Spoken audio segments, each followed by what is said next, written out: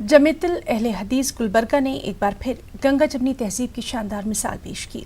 जमीयतुल अहले हदीस की जानिब से पाशापुरा के पड़ोसी इलाके रामजी नगर में गैर मुस्लिम बरादरान में राशन तकसीम किया गया।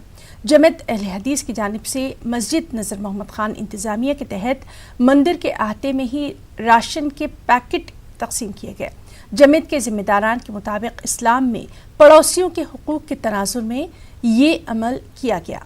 जमीयत अहले हदीस के इस कार्य खैर का रामजी नगर के मकामी लोगों ने बेहद शुक्रिया अदा किया।